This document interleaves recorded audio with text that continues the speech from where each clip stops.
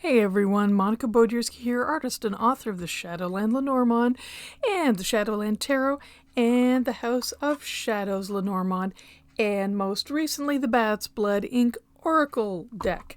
But today we're going to be doing a little bit of a flip through the Shadowland Lenormand, long awaited.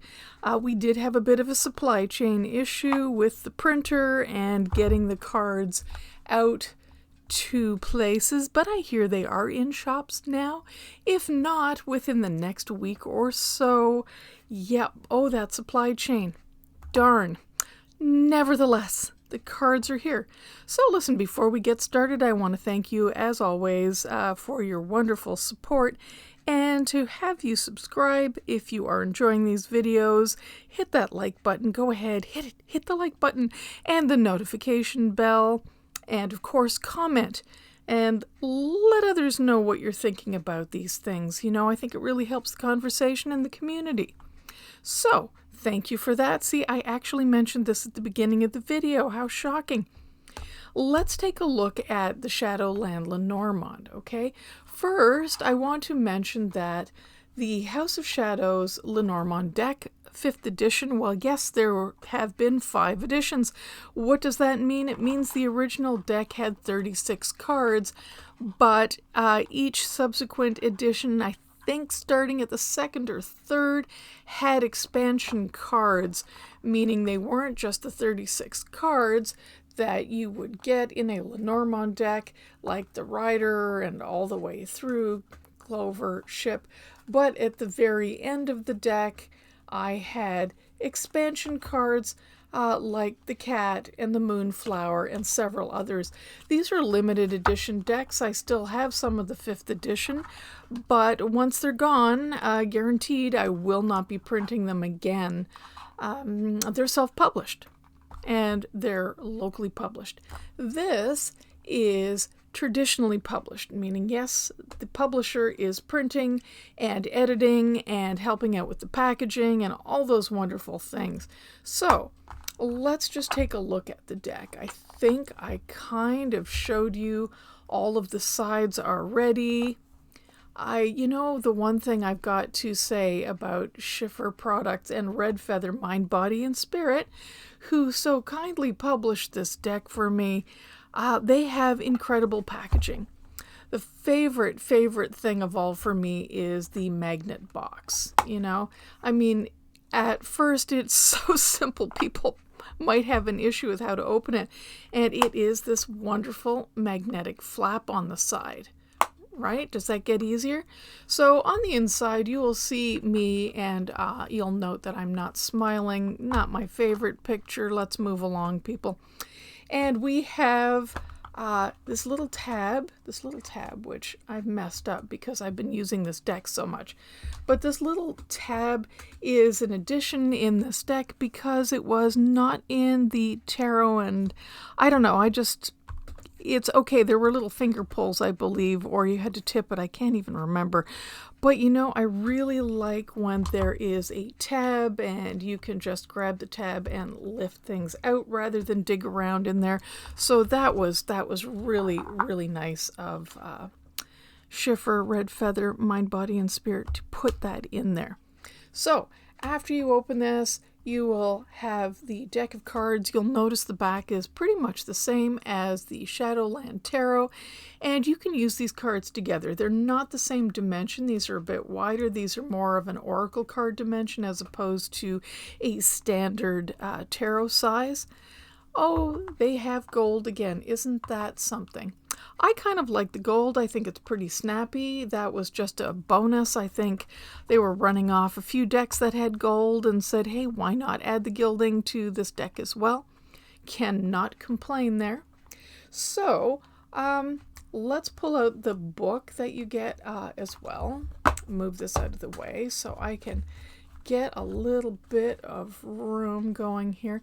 So this is basically an expanded version of this little white book in teeny weeny tiny print, which is why I have a downloadable PDF now. It's not very accessible.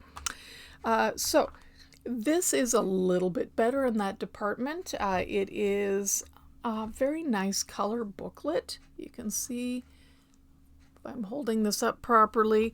And it's called Perfect Bound, so that means it's glued at the spine. It's not stitched.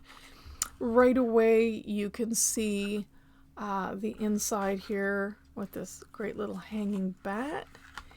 And we have all the front stuff, the contents, and I've got acknowledgments, of course, and a wonderful foreword by the ever-talented Erica Robinson. If you know Lenormand at all, you will know Erica. She's an incredibly talented reader, and she graced this book with her kind and thoughtful words. I was so happy with that.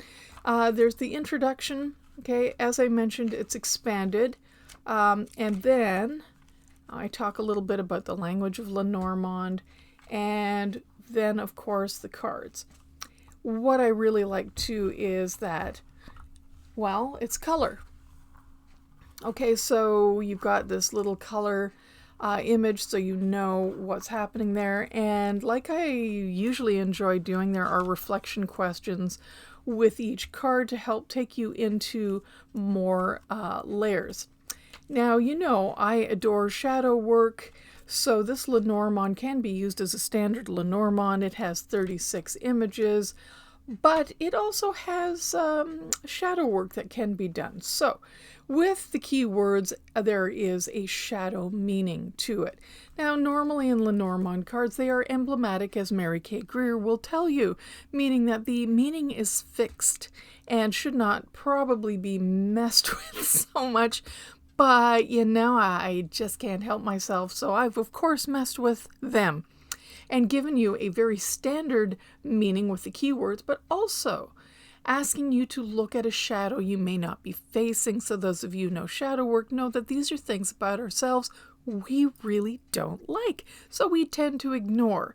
So take a look at the card and really look at all of the aspects involved, positive, neutral, and potentially challenging.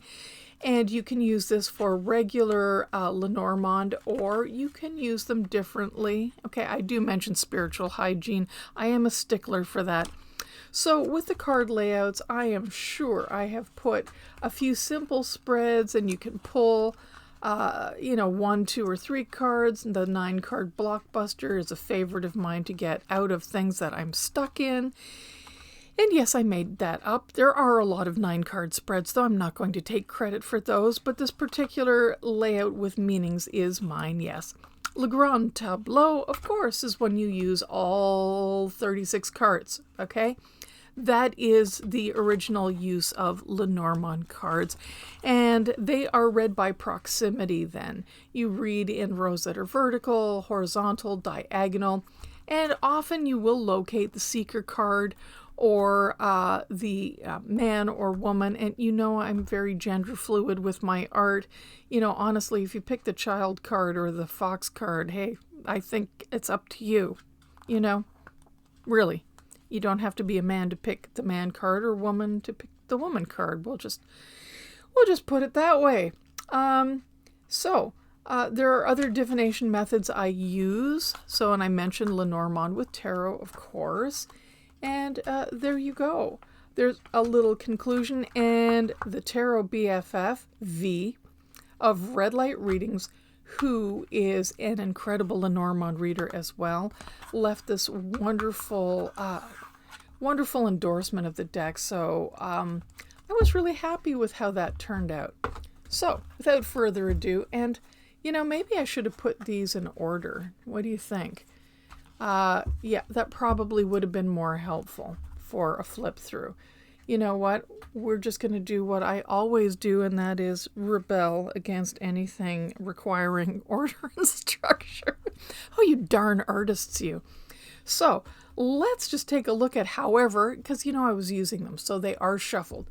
So let's take a look at what they are. Here, let me compare to the black and white riders. For those of you who have the House of Shadows, you may notice that they're similar, but if you have a really good eye, you will note they are not identical. I redrew a lot of the art, even though it is the same artwork. I added some detail, and of course I did some watercolor painting. So they are the same images, but not 100%. Okay, so you're not imagining things. It's not just the color. If you notice a slight shift, it's because they are different. So the rider card, okay, let's just see what happens here. I'm curious to see what the sequence is. Oh, let's just jump right to number 5. Here is the tree. And maybe I'll put these down. That's probably distracting, right? The heart card, which, I have on postcards, and I've been giving them to people because, well, I just enjoy doing that.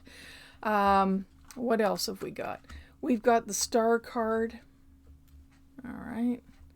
And what else we got here? The mountain. You might notice, oh, there's the woman. Any gender, by the way. Just say female identified, for goodness sake, it's 2021. You might notice that there's yellow around a lot of the images. I not only enjoy kind of a purple mauve tone, and I guess I like twilight tones. Can we say that? A lot of these unusual, maybe pinks or yellows, golds, and purples they just remind me of dusk. Okay, that's the stork. And the particular glow line, that is because it's the energy. It's like the aura. Okay? Fish. Love those striped pants. Man, again, male identified. If you identify as a male and you're genetically female, like, who cares? Pick the card you identify with, okay? Mice. Oh, you love those mice. The sun. Happy. Child. Perspective. We have the tower, which, by the way, and I know you know this, is not the same as the tarot tower.